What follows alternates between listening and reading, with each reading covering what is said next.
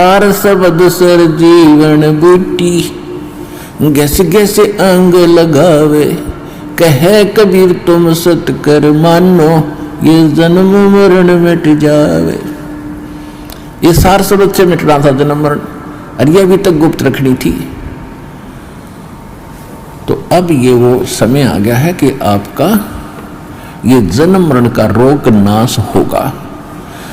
तो हमारा उद्देश्य यहाँ पर जो मूल सौदा हम बेचते हैं, हम जो देते हैं आपको, जो सौदा करते हैं आपसे कुछ नहीं लेते, आपसे केवल समर्पण होना ही हम मांगते हैं कि परमात्मा पर समर्पित हो जाओ और इस भक्ति करो। ये भगवान जो मंत्र आपको दिए गए सारे। अब कहने का भाव ये है कि और जो दूसरे आपके संकट हैं, ये तो हम आपको वैसे निवारण करेंगे। जैसे रूंगा बोलते हैं, रूंगा रूंगे में देंगे, रूंगे में, वो सौदे में नहीं आता रूंगा, वो तो एक्स्ट्रा दिया जाता है। जैसे पुराने समय में, अब तो वो समाप्त हो गई सिस्टम। पहले गांव में इतनी दुकानें नहीं होती थी, बाहर के फेरी लगाने वाले आते थे, कोई टिंडे बेचा करता, कोई घिया, कोई तोरी, कोई आम या कोई बेर बेचने वाले आते थे। तो हमारी दादी जी एक बेला भर के, कटोरा भर के गेहूँ का या चनों का जो भी उपलब्ध होती थी, कणक, किसान घर में जन्म था हमारा, और वो ले जाती थी, पूछती थी भाई कैसे देता है ये, जैसे टिंडे कैसे देता है सब्जी के लिए।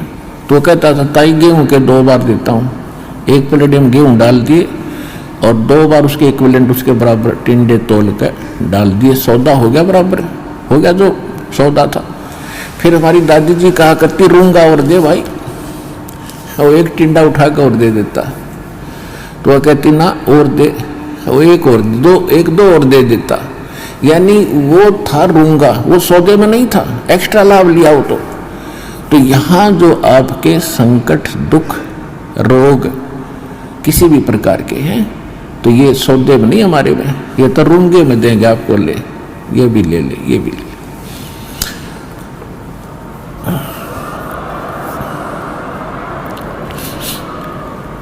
और पुण्यात्मा दास बार बार कहता है ये एक डूब बाट के गीत नहीं है, ये उस समर्थ की महिमा है, उस समर्थ का ज्ञान है, उसके दिए हुए विधि भक्ति मंत्र हैं। इनसे वही लाभ होगा जो दास बता रहा है, भगवान ने बताया है। अब जैसे जब तक हम सुखी हैं तब तक हम कोई भी भक्ति कर रहे हैं, किसी भी देव की, किसी इष्ट की, या ना कर रहे हैं, तो आपके वही प्रारब्ध के, किस्मत के कर्म ही आपको प्राप्त हो रहे हैं। जैसे किसी ने इन्वर्टर की बैटरी चार्ज कर रखी है, वह फुल हो ली, और फिर चार्जर लगाया नहीं, तो वह फिर भी काम कर रही है, चार्जर हटा रखा है, चार्जर है ही नहीं आसपास भी, और ना चार्ज लगाने की कोई बिजली उपलब्ध है, तो फिर भी वो चल रही है, खूब काम कर रही है, पंखे भी, लाइट भी खूब चल रही है। तो जब तक वो बैटरी चार्ज है तब तक तो नो प्रॉब्लम, और जब वो बैटरी होगी डिस्चार्ज, फिर प्रॉब्लम, नथिंग एल्स। तो पूर्व जन्म के जिसके जितने संस्कार, पुण्य कर्मी, जितनी उसने बैटरी चार्ज कर रखी है, कोई प्रधानमंत्री बना है, कोई राष्ट्रपति बना किसी देश का, कोई IAS, IPS, डॉक्टर, इंजीनियर, जज, या कोई सेठ बना है, कोई अच्छा किसान बना है, कोई अच्छा दुकान चल रही है, कोई वैसे किसी के बच्चे अच्छे हैं, कोई नौकरियां प्राप्त हैं, तो ये उनकी पिछले जन्म की बैटरी चार्ज है, वही चल रही है, आगे चार्जर नहीं है। और जब आगे चार्जर नहीं है तो वो बैटरी जब तक पूर्व जन्म की चलेगी, फिर कैर टूटने लगेंगे, जब दुख शुरू होंगे वो खत्म हो जाएगी, पुण्य खत्म हो जाएगी। हमारे जीवन में पुण्य और पाप दोनों साथ हैं। जब तक पुण्यों का दौर चलता है तो हम सोचते हैं हम बिल्कुल सुखी हैं, और ये भी सोचते हैं हम ऐसे ही निभाएगी, ऐसे ही चलेगी। और जब वो पुण्य समाप्त हो जाते हैं, वो बैटरी डिस्चार्ज हो जाती है, और फिर पाप का दौर शुरू होता है। फिर हम भटकने लगते हैं, क्योंकि जो पूजाएं आप कर रहे थे उनसे तो राहत मिली ही नहीं, उनके करते करते ये दुख और संकट आ गए आप पर। तो तब आपको उन पूजाओं में अविश्वास हो गया जो आप पहले कर रहे थे। फिर आपको किसी ने बताया कि उस मंदिर में मत्था टेकने से लाभ होता, आप फिर वहां जाते हो। किसी ने आपको बताया कि वैष्णो देवी जाओगे, वहां पहुंचोगे तो आपको बड़ा लाभ मिलेगा, आप वहां पहुंच गए। यानी वो जो साधना पहले कर रहे थे वो छोड़ दी। फिर आपको किसी ने बताया बालाजी जाइए, आप फिर वहां जाते हो। तो कहने का भाव ये है कि जब आपके पाप कर्म का दौर शुरू हुआ और जिन साधनाओं को करके आप निश्चिंत बैठे थे, हम बिल्कुल सुखी हैं, तो उन्होंने आपका साथ नहीं दिया, क्योंकि वो साथ पहले भी नहीं देने वाली थी। उस समय आपको कोई कहता कि साधना कर रही है ठीक नहीं है, आपको लाभ नहीं मिलेगा, तो आपको कभी विश्वास नहीं होता, न आप मानते हो। और फिर जब संकट आते हैं फिर आप सभी मान जाते हो। तो कहने का भाव ये है दास का कि आज आप यहां जो आए हैं, आपके पूर्व जन्म के संस्कार व बैटरी कति खत्म हो ली। अब हम देंगे चार्जर उस परम पिता की पावर के लगाने का, ये भक्ति विधि। और फिर आप उस चार्जर को लगाए रखना आखिरी सांस तक, कनेक्शन ना कटने देना, तो आप इस जीवन में सुखी रहोगे और सतलोक चले जाओगे। आपकी भक्ति बहुत बढ़ जाएगी, आपके संकट भी नाश होंगे।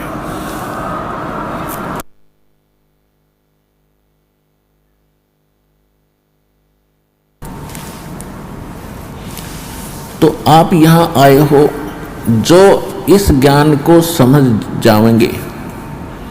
यहां पर दो प्रकार के प्राणी पूरा लाभ उठाते हैं। एक तो ज्ञान समझ कर आते हैं, और दूसरे जो सब जगह भटक भ्रम लिए और कहीं से लाभ मिला नहीं, और फिर वो यहां टिक जाएंगे, अकोर की तक ठिकाना नहीं, सब जगह जा लिए। तो फिर उनकी व्यवस्था होगी, मजबूरी होगी यहां आने की, और यहां आते रहे तो वो लाभ मालिक देगा। फिर हम ज्ञान सुनाते हैं यहां बैठाकर आपको। तो यहां आपसे प्रार्थना की जाती है, जब तक सत्संग चले आप सब चिंताएं और इधर उधर की गल्ला बातें छोड़ के ध्यान से सत्संग सुनो। चाहे कोई रोगी है, चाहे कोई संकट है किसी प्रकार का, आप एकाग्रचित्त होकर सत्संग सुनोगे तो राहत मिलेगी और ये ज्ञान ग्रहण होगा। इस ज्ञान से आपको 70% लाभ तो ज्ञान से मिलेगा। लाभ का मतलब है आत्मा में दृढ़ता आवेगी हर प्रकार की, और 30% फिर बाकी दुख संकट है वो आपकी भक्ति और लाभ से होगा। क्योंकि दास इसलिए कह रहा है इस ज्ञान से कि कई ऐसे दुख हैं जो बेमतलब के बड़े होते हैं। अब कबीर साहब कहते हैं, कबीर मैं तो जब डरूं ये मेरे ही संग हो, भाई मौत बुढ़ापा आपदा ये सब काहू को हो। ये इस तरह के जो ज्ञान के वचन हैं, ये उस रोगी को, संकट वाले को बड़ा सहारा देंगे जो मृत्यु सैया पर है और ये सोच रहा है मेरा क्या होगा। देखो यहाँ कोई ना रहा और ना रहेगा। किसी की 2 दिन पाछे टिकट कट जाएगी, किसी की 10 दिन पहले कट जाएगी। यहाँ नहीं रहना किसी ने। लेकिन दुर्भाग्य उन प्राणियों का होगा जो सतलोक आश्रम बरवाड़ा जिला हिसार में ना आए होंगे। वो कति खाली जाएंगे, कति खाली टोटली नष्ट करके जाएंगे जीवन को। और जो यहाँ आ गया, नाम भी ले लिया, प्रथम नाम लेकर भी उसका जीवन अंत हो गया, वो भगवान का हो गया, वो परमात्मा के जुड़ गई आत्मा, उसमें बीज पड़ गया भक्ति का। और अब ये हजारों वर्षों तक ये ज्ञान और ये समाधान चलेगा। अब वो जो बीमार रोगी है, कहीं सब जगह थक लिए, जब यहाँ लाए और उसकी होगी मृत्यु नाम लेकर के, आप तो चाहे कुछ भी सोचो, लेकिन भगवान ने अपना बच्चा ले लिया अपनी शरण में। मृत्यु बेशक होगी, वो अगले 10 महीने मालेगा, 10वें महीने यहाँ भगवान के दरबार में नया शरीर होगा, नई सिरे भक्ति करेगा। परमात्मा ने तो अपनी आत्मा देखनी, हम अपना स्वार्थ देखते हैं। और 10 दिन, 2-4 महीने और भुगता तो हम ही कह देते भगवान इसने ठा ले, हे भगवान ठा ले। हम भी तंग हो जाते, पैसा भी समाप्त हो जाता। तो कहने का भाव यह है कि आप इस ज्ञान को सुनो, समझो, अपनी सोच धारणा कति खत्म कर दो। जो ज्ञान दास बताता है ये गॉड विधान है, गॉड का, परमात्मा का दिया हुआ विधान है, और ये अटल है, ये सत्य है, इसमें ऐसा ही होगा। और जो सच्चे दिल से आते हैं उनको, उनका रोग भी ठीक होगा और मोक्ष भी, भक्ति मिलेगी। इसी जीवन में मोक्ष भी हो जाएगा जो दृढ़ रहे तो। फिर दूसरी बात है,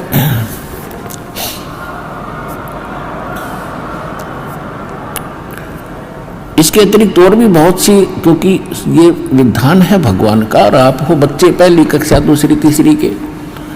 अब जैसे कानून की किताब को तीसरी चौथी कक्षा का बालक कैसे समझ पाएगा, लेकिन बार बार दास समझाएगा तो आपके हृदय में ये अवश्य जचेगा, विश्वास होगा, क्योंकि ये गॉड गिवन स्पिरिचुअल नॉलेज है, परमात्मा का दिया हुआ अध्यात्म ज्ञान है।